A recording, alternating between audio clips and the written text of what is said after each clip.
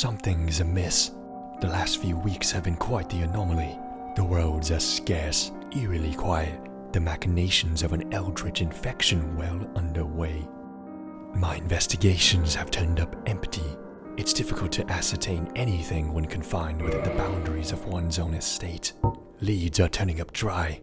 At most, I've discovered that meticulously cleansing one's hands with soap for 20 seconds will rid one's extremities of the disease. Notable effects have been bizarre, to say the least. The people are surely mad, garnering massive quantities of toiletries, crafting haunting contraptions that fail to shield them from this wicked scourge. My task drains even my own will. If only there were a way to restore my own sanity. What's this? A second edition of Mansions of Madness? Perhaps I'll indulge myself a little. Something to take my mind off the insanity outside while I'm bound to my home. Yes, this will do just fine.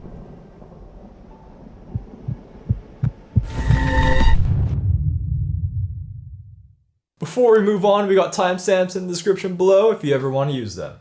Mansions of Madness, 2nd edition, is a cooperative mansion crawler for 1 to 5 players, where players will assume the role of investigators tasked with solving a sinister mystery. You will explore cities, graveyards, docks, and of course mansions as you try to unravel the terrible Lovecraftian secret. There are 4 scenarios in the box and they range anywhere from 1.5 hours to 6 hours. But Mansions has done something unique with a companion app playable on iOS, Android, and any computer that does most of the work in managing the game state by progressing the story with prompts on clues, puzzles, NPCs, map expansion, plus a whole lot of bookkeeping that normally a game master would have to do.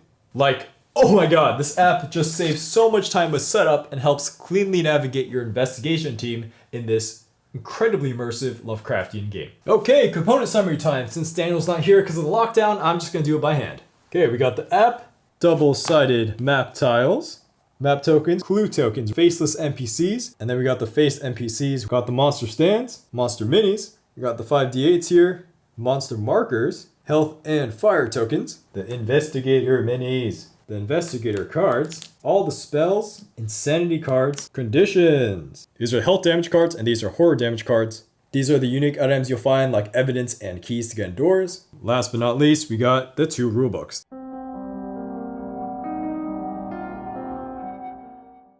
Playing Mansions of Madness is actually pretty easy for such a big game thanks to the app. After you've downloaded it on your device of choice, you simply start a new game where you can select your scenario and investigators. Then you'll be given your starting items to distribute amongst your party. The app will read aloud a scenario prompt, then sets up an opening tile where you'll place your investigators down and BAM! You're ready to play. Your specific goal will vary between scenarios, but you'll be given a good idea of what type of mystery you'll be trying to solve when you select them thanks to their intro narrations. The stage is set to begin your investigation, and as the game unravels, you'll have a better idea of what's going on in the scenario. Eventually, you'll put it all together and progress towards your true objective once it's revealed. The gameplay of Mansions is broken down into rounds. Every round has 2 phases, the investigator phase where players do their actions, and the mythos phase where the game will do bad stuff to you. During the investigation phase, players will take their turns in any order, and once everyone's done, you move on to the mythos phase with this button. Each investigator has 2 actions on his or her turn, and they can even repeat actions. Sometimes, actually all the time, the game will require investigators to make a check for certain things like casting a spell or breaking a lock. They take the appropriate stat, roll that amount of dice, and count how many of these elder signs they've rolled, each counting as 1 success. Sometimes there's a target number you have to meet, or you input the amount of successes you rolled into the app, and it tells you what happens as a result. After all the investigators take their turns, they pass into the mythos phase, which is where the bad stuff happens, like random unfortunate events and monster activations. Then it goes back to the investigators in a loop that continues until the game ends in success or failure. You all win when investigators succeed in uncovering and completing the hidden goal, thus solving the mystery. However, you all lose either from scenario-specific events or if someone dies from taking too much damage, either physical or mental. Speaking of which, damage is done in a really cool way in this game. Taking a certain amount of damage, whether it be physical or mental, requires you to draw the top card from the respective deck and then put it in front of you to indicate how much damage you've taken. Depending on what the app tells you, the cards can sometimes be dealt to you face up, which means they have lasting negative effects until you can get rid of them by healing. There's even effects in the game that flip your face down damage face up. On top of that, when you take enough damage mentally or physically, you're not actually dead yet. If you lose all physical health, you'll gain a wounded condition and discard all face down physical damage cards. While wounded, you'll have restricted movement. But if you lose all mental health, your investigator goes insane. Same deal here, you discard all face down mental damage cards and gain an insanity condition, which has a backside which changes your win condition. And you're not allowed to tell it to anyone else. And just like that, your fellow investigators can no longer trust you as you suddenly start doing completely irrational and unpredictable things. So that's Mansions of Madness in a nutshell. Of course, there's more nuance than that, but that should give you the core mechanics that tells you how the game functions. So now it's time to actually review Mansions of Madness, starting with the pros. We really can't go any further without first talking about the app, and my oh my, do we give it some high praise. Fantasy Flight reduced so much friction here, letting it be run on iOS, Android, Windows, and Mac. Once you get the app downloaded, it really does run smoothly with almost no hiccups that we've ever found. You'll be immediately introduced into a great UI where nothing's obtrusive and symbols are clearly labeled. You'll be familiarized with it very quickly. The sound design and music is overall enjoyable, and when certain events trigger, like an enemy spawning or investigator shrieking, the app also inserts great sounds to make it feel more ominous. You can also turn off all sound from the app and use your own music if you want. Speaking of sound, we love the narration at the beginning and end of each scenario. It just really pulls you into the world. Then, as you play, the game throws a lot of great contextual flavor text at you. There's loading screen text, monsters attacking you with their own specific details, contextual descriptions of whatever you're examining, and of course, mythos events that eat away at your group's sanity. They even have small dialogue trees for each NPC where you can try to discern information or influence them to do something for you. The app also instills an excellent sense of urgency for each scenario, and you'll find that in the mythos phase, your investigators will be urged to progress faster with contextual warnings that something terrible is about to happen. It uses this as a sort of built-in timer that prevents you from taking too long in any given scenario, because eventually, all hell will break loose as a steady flow of increasingly terrible things happen that will absolutely kill someone given enough time. As you explore and get these warnings, you'll start to feel unsettled as you reveal more sinister secrets, each with more flavor text and a clear image of the bigger picture. We really recommend reading everything out loud for full effect, and to withhold outcomes until dice have been rolled. And if you accidentally skip ahead on reading something or just forget, there's a message log that you can reference at any time that shows each round's text. Because Mansions of Madness is providing all the flavor text and bookkeeping with the press of mere buttons, setting up Mansions of Madness is really easy for such a big game. You only have to put down the first tile, instead of prepping an entire board with different tiles before playing. Granted, you still have to have some components and cards at the ready, but it's really not that big of a deal because you can just get them as needed thanks to the app. The amount of time this saves is great, and it leads to a lot of mystery and excitement about the world you spawned in because you don't see the entire board like you do in most games. One last thing that we have to praise about the digital medium is how it allows for puzzles to be set up, completed quickly, and randomized easily. There's a good diversity here that will keep you engaged, even sometimes on repeat plays. So how about the 4 scenarios? Well, we really like them, especially since they range in difficulty and playtime, so you can always alter your experience as time permits. They are each thematically driven and difficult in their own ways, with that juicy voiceover prelude that really sets the stage for what's about to happen. You need to pay attention to that prelude and other context, otherwise you'll suffer consequences like if that helpful NPC dies, or if you don't read your evidence before to avoid running into a dangerous red herring. And in case you should ever get confused on what your objective is, it's in the menu. Now for each of these stories, without giving away too much, they range from a suspect investigation in one town over the course of 4 days, escaping a haunted port in 1 night, and even helping an old friend fix her house. Each scenario feels different due to how they use different map tiles to cleanly depict their locale, with flea markets, beaches, ports, ships, towers, and of course, parts of mansions. While you're going through these worlds that just feel so alive, despite the different difficulty of each, the pacing is really good throughout. Hard missions aren't trying to kill you quickly, and monsters are carefully spaced out to just cause you enough trouble. In the longer scenarios, downtime between hectic events are crucial in gathering clues and evidence, which you can use as leverage later on. Every scenario's map has tons of points of interest, just like what you'd expect in a mystery game, with potential hidden doors, interactable objects, and search tokens everywhere. There's so much tantalizing breadcrumbs here that you would have to consider what's important because you can't explore everything. This feeling of there's always something more that I might have missed just makes the game feel alive with possibility. Mansions also cleverly unveils the level as you check various site and explore tokens on the map. Explore tokens expend an action to open doors to new rooms which you can then move in, while site tokens allow you to see further and add new tiles without spending an action.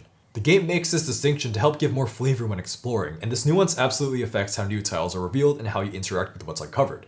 Clearing dense fog may reveal a horrifying creature in the streets, leaving nothing between the two of you, while opening a door doesn't necessarily mean you have to step inside. One last thing about the app, if you happen to finish all of the included 4 scenarios and need another one to play, you can download another one for $5 from a collection of 3 and start playing right away. This is microtransactions done right, so you can keep gaming if you want more during a game night. Alrighty, so let's move on to what's in the box. The components. There's a clear FFG quality of cards, tokens, tiles, and minis here. We do have a caveat with these though. Mansions uses these great balanced D8s with these nice elder signs. The tokens feel like they'll last forever and are double-sided with great labeling. There's even unique faces on the important NPCs, which is an amazing addition that is a great icing on top of it all. They also didn't stop with the flavor text in the app. There's flavor on all the cards, from the spells, common items, even health and horror damage cards. Plus, the how to play guide and reference guide are A+, with it included in an appendix in the reference guide. Anytime we had a question for all the little things that you always forget about in this game, like how darkness or barricades work, bam! I can find it in seconds since everything is organized alphabetically. Now, the amount of variety in this box is going to be immediately apparent. The 8 included investigators are each unique with their own special abilities and stats, and we like how they only have one passive or active ability to get you going as fast as possible. Another thing about the investigators, they don't have starting items. Instead, the app will give your group a whole bunch of items to start with after you pick the scenario. Then you can choose to distribute them however you wish. This makes it harder to intentionally stack the loadout with whatever you want, like a whole bunch of weapons, as an example. This adds some great group decision making on resource distribution, as well as a way for the app to subtly enter in scenario relevant items if need be. There's also no way to recover health and sanity on your own, so the starting items always include a way for your group to recover one and or the other. So you gotta think about who holds those items. For such a scenario-driven game, we're glad they put in the effort to put in some variance in the map layouts if you decide to play a scenario multiple times. While certain keywords and mission objectives stay the same, the layouts of the maps will be entirely different, usually at least switching the direction of key areas. Even if you just played the same scenario an hour ago, you can't just retrace your previous steps and you'll have to talk to the NPC again to get hints on the map. Thank you FFG for doing this to add a little more replayability with whatever procedurally generated magic you did. So when actually playing the game, you'll find out that the turn possibilities are boggling for a game that's so easy to pick up and play. You only have 2 actions, and it feels like the game's always dangling candy right in front of your face with all the great options it's giving you. Now is a great time to mention that some items have actions that let you interact with them, like blowing up dynamite, barricading a door with a 2x4, or drinking whiskey to use the bottle as a makeshift weapon. More diversity comes into play when choosing between searching tokens, deciding what question to ask an NPC, reading evidence, etc. When we said you could do each action twice, that includes attacking. Mansions is no means a go in and just kill everything type of game, but sometimes you need to attack that cultist twice in a row before he gets off that spell. The variety of attacking with different heavy or bladed weapons, spells, and range weapons that all lead to different combat techs is a great addition that we're glad the app can do. Basically, whenever you attack something, you are given the choice of what weapon to use if you have it. You can even attack unarmed. The fact that you can do this and that different text comes up depending on how and what you decide to attack with is great. The app can take into account your weapon's damage, dealing that much damage but only sometimes, so as to not make your super strong weapons overpowered. On the other hand, it sometimes adds to your test result plus your weapon damage, dealing an insane amount of damage, which always feels great to be rewarded with. When you get attacked during the Mythos phase, monsters will randomly target investigators based off specific criteria, meaning that you can never game them and try to position accordingly, which adds to the unpredictability of the Mythos. So now let's talk about the great mechanic of how damage and horror are dealt in this game. When you're dealt damage or horror, depending on the severity, you can get them either face down to mark damage, or face up to mark damage and do an additional effect. Sometimes these cards can trigger game-changing mechanics, like making your character claustrophobic and even getting more scared from being in small rooms. This is a great way to depict how your investigator might feel after being horrified. To not make the game too punishing, not all of these cards have severe conditions that cripple your investigators, but there's certainly enough in these stacks to make you rightfully tense about taking any sort of damage. Depending on how you heal, you may flip these cards face down or discard face down cards, giving another level of nuance to healing. We also like the status conditions that you can run into throughout the game. They all only last a turn, and they range anywhere from restraining, dazing, or stunning you, but they're all contextual in nature and usually don't feel like dumb BS that comes out of nowhere. You're gonna get dazed by looking into the eye of the horrific star spawn, or you're gonna get restrained by having that hunting horror wrap its body around you. None of the effects are too irritating, and they, thank God, never skip your turn entirely. There's a nice balance between these and the face-up horror and damage cards, which already give you chronic disabilities, which is a lot to swallow. The last terrible thing that can happen to you that is so delightfully great is the insanity mechanic. When your horror meets or exceeds your character's mental tolerance, you go insane, discarding all your face-down horror cards and getting a new secret objective. So they still have all their previous mental conditions, which further adds flavor to their insanity. Getting to your mental breaking point doesn't immediately kill your character, but instead changes their win condition that can change their behavior. Like always agreeing with the person sitting on their left. Sometimes they're hilariously dealt a new win condition that starts tampering with investigation, like starting fires everywhere to bathe in its warm glory. The role playing from this is great, as your teammates can just start doing their own thing and not talk to you after they snap. Plus, FFG was smart enough to scale this insanity objective to your player group, so in multiplayer games you'll be sure to get some entertaining outcomes. Plus, the mechanic that when someone in your party dies, the game immediately ends goes so well with insanity. On one hand, no one has to sit out even if they turn insane. But on the other hand, it would make so much sense on why your investigation would stop. Yo, like, come on, your colleague just died. Stuff got real. Just get the hell out of it. Now it's time for the cons, what we think is not so good about Mansions of Madness. Now, let's start with the app, and while we did give it a lot of praise earlier, there's some jank going on with the menu in-game.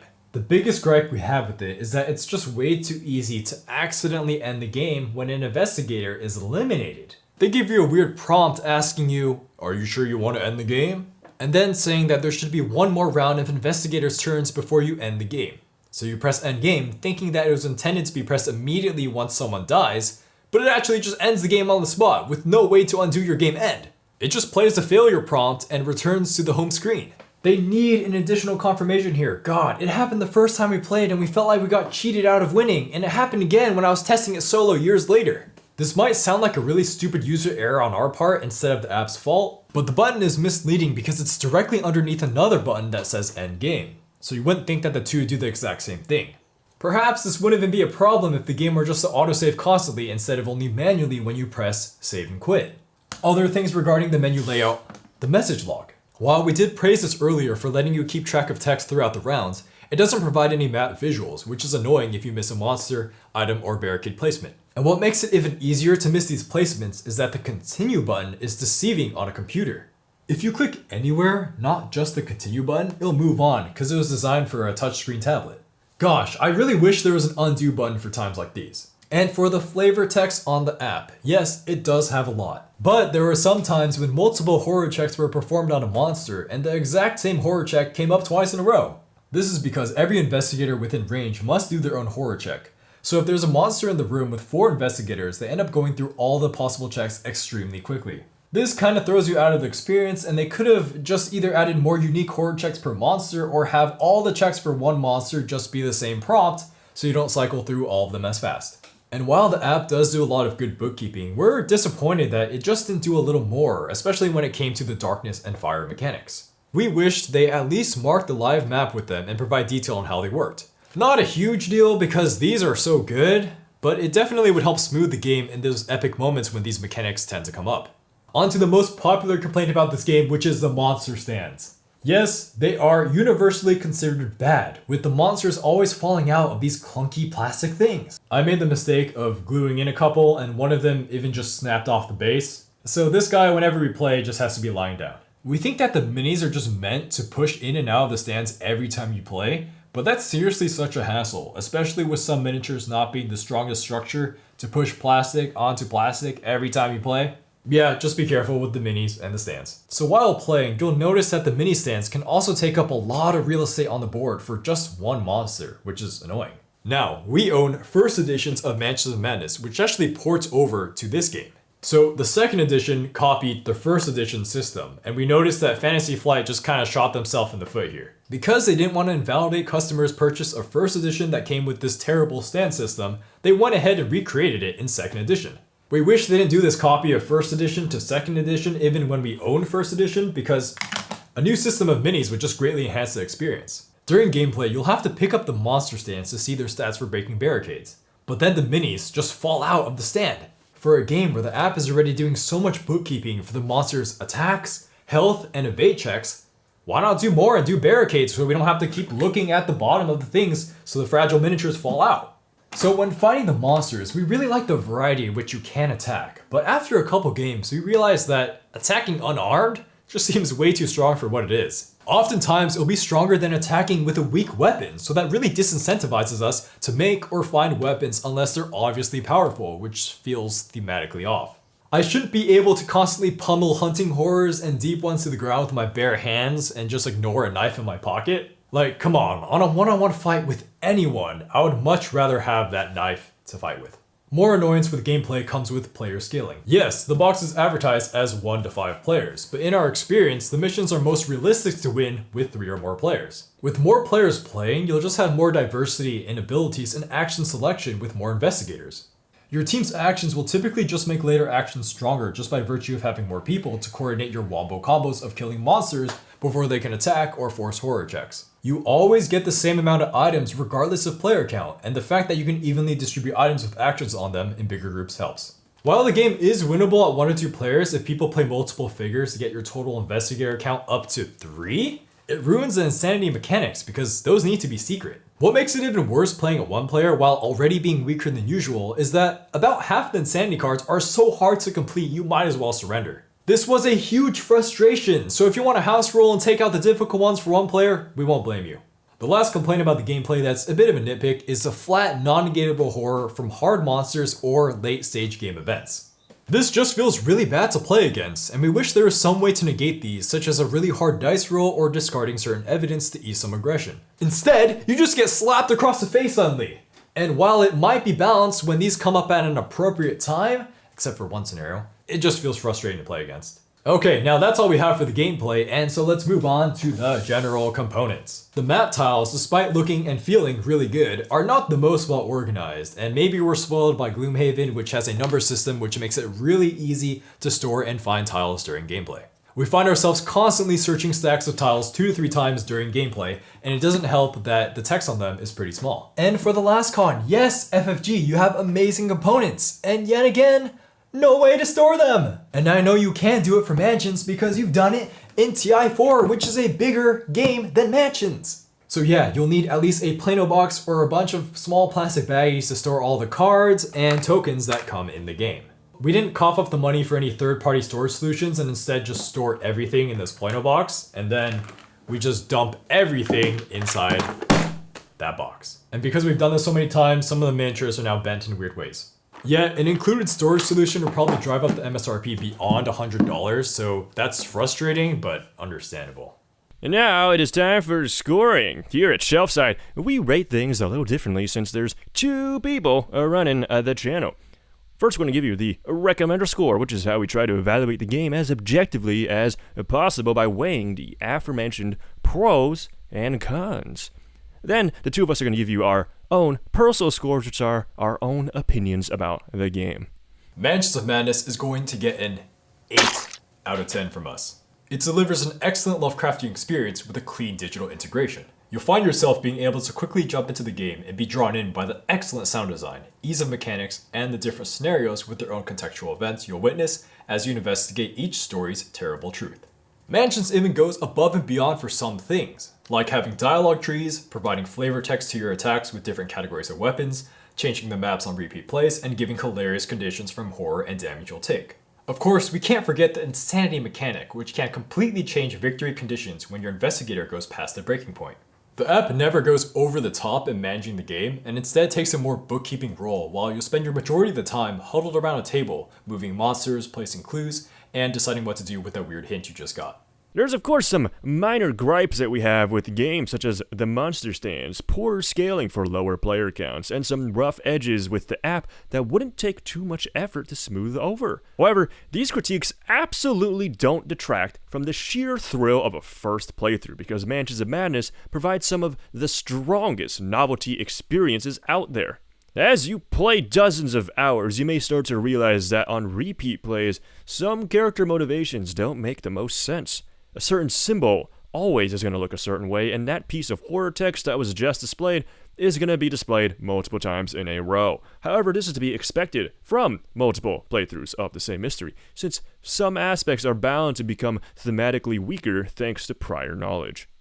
So this brings up the question, is it worth it at $100 MSRP? Well, you'll have 4 incredibly unique scenarios, each ranging from 1.5 to 6 hours. And you can't factor out that the app does change the maps a good amount so that you can't just retrace your steps on subsequent playthroughs for the scenario you just failed. This, plus the fact that when investigators go insane, the game conditions change so much you probably won't mind playing the scenario for a second time. And then there's the fact that for $5, you can just buy another digital scenario and start playing right away. Once you factor in the amount of work they put into the app to make gameplay smooth and varied on repeat plays, as well as the sheer amount of excellent components, the asking price of $100 starts to make sense. And we would definitely recommend it for larger playgroups at the marginal discount you can get it at nowadays.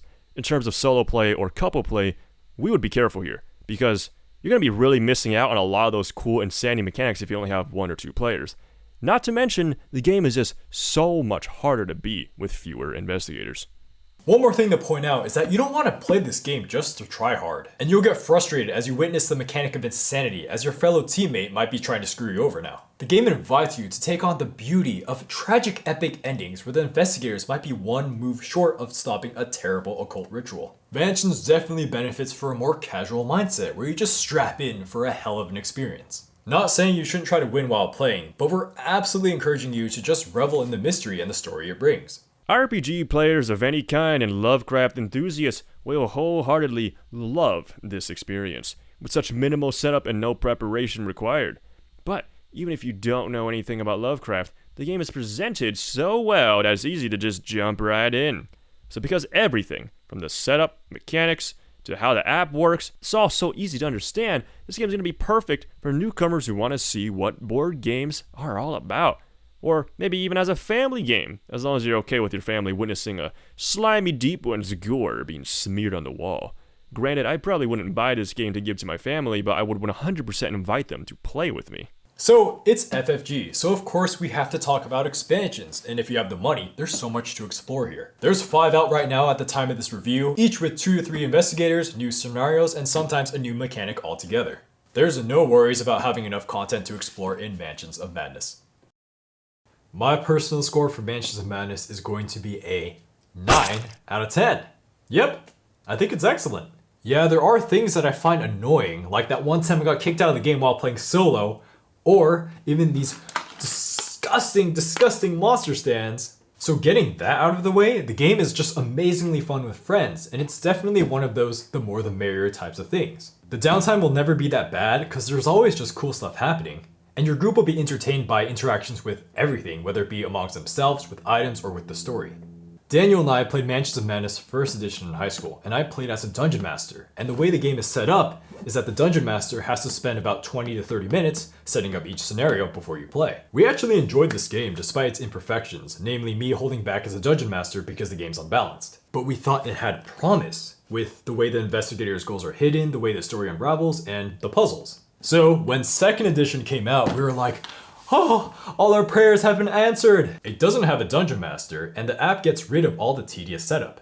I hold the Lovecraftian theme in high esteem, so Mansions of Madness is just a goldmine to experience with friends. I say with friends because while playtesting for this review, I probably played it a little too much solo, and I got really frustrated at the 1-player difficulty. So I had to play multiple investigators, and rolling die after die for 4 horror checks in a row got really tedious, and I took winning way too seriously. And as we mentioned in the review, in single player, the insanity mechanic basically gets ruined, and that's like my favorite part of the game. So after those days of playing Mansions solo, I was kind of like, no, the Mansions experience has been forever tainted. But when thinking of every single experience I've had with Mansions, I have to still rate it a 9 out of 10. It's everything I want out of this genre, picking up evidence and reading it, talking to NPCs, all while you're with your friends on the same team. When I was younger, I played some point-and-click adventures that scared the hell out of my middle school and elementary school self. Mansions is probably inspired by those, but it's so much more. It doesn't just have dialogue and different locations, but it's a game with mechanics like casting spells and running away from monsters.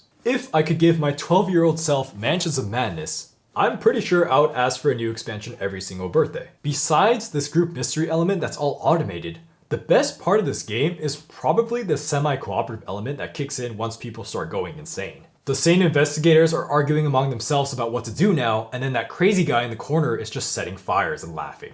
And I also love that because the insanity mechanics kick in the mid to later parts of the game, you could probably play the same scenario again and have a different experience. Man, the stories that come out of this game are just so memorable. I have a surround sound speaker system in our game room, and that goes so well with the amazing prelude narration and the sound effects throughout the game. Previously, Eldritch Horror was my go-to Lovecraft game, but ever since this game came out, it has replaced Eldritch Horror because it's just so much more accessible for newcomers, and it's so much more thematic with a better narrative. 9 out of 10. A different house, a different personal score. What do I personally think of Mansions of Madness? Easy. 10 out of 10. I love this game. So, first of all, I love Lovecraft as a theme. You smack that onto anything and I'm going to immediately like it more. Next, I love exploring dungeons, mansions, anything that's got you just crawling around a bunch of tiles, because I get unbelievably giddy from not knowing what's going to lie beyond every new room that I uncover. And the fact that Mansions just automates the setup so the layout is truly hidden, like, that's just amazing to me. And then on top of all of that, it's got super flavorful story and extremely thematic gameplay. Oh man, you bet your ass I am hella immersed in this game every time I play. Like, bruh, I get those spooky vibes hard with Mansions of Madness. And the way the game challenges you and forces your team to work together helps add to this tension incredibly well. The gameplay, while pretty rudimentary, serves as the perfect vehicle to deliver the Lovecraftian experience so that there's a focus on an amazing combination of both the unfolding plot plus the actions your party takes. This is theme meets a gameplay done right. And it's very easy for me to imagine the actions that the investigators are performing right here in my head. It never really breaks immersion. And if you've been watching a lot of our reviews, you know that I love me some dumb-ass dice rolling fun. Because in trying to identify what's the most ideal action to take, a lot of decisions come from identifying what's actually important and interacting with them. This is huge to me, because I hate when I play a game too much and it feels more or less solved to me. Because then I know what the best strategies are and kind of just end up on autopilot mode. Mechanics like contextual story interactions force me to have to stop and adapt instead of just min-maxing super hard and just playing ruthlessly to win. And don't even get me started on the amount of insane you're going to have to react and adapt to. Insanity is a ridiculously cool mechanic. Attacking monsters with different types of attacks feels extremely thematic. Puzzles are actual puzzles, like you have to solve within the app. Like, the list just goes on and on about how the game state is super engaging in all the different ways it challenges you, all while adhering to theme extremely well. So what I ultimately end up with for my Mansions of Madness experience is a game where I'm super into the theme and story, and then there's gameplay that ties into the story extremely well. And this gameplay is not only simple to avoid downtime, but it also is diverse in options so that there's a fair bit of decision making still. Pretty much all the cons are waved off to me because I'm so into the theme that my imagination, it can just fill in the gaps for a lot of thematic grievances. Last few random things I want to point out though. First, I played Eldritch Horror first, and that's a game I absolutely love. Albeit, I do have a lot of gripes with the way this game tells you its story. But then, Mansions of Madness comes in and it basically fixes everything I had faults with from Eldritch, mostly thanks to the companion app. Second, these are both games that I would definitely recommend if you're into them, but replayability is a little bit in question for both of them when it comes to their base games, but both of them get significantly improved with expansions. But at the end of the day, these games are both exceptional Lovecraftian adventure board games, and so if you're into that kind of experience, they're still both top dogs to turn to. Chances are, if you like them, you'll love them, and you'll pick up expansions so you can take on the next big bad evil thing. Also, I will forever have a place in my heart for Mansions for introducing me to Joe Diamond. This man is my spirit animal. My god, he is such a meme.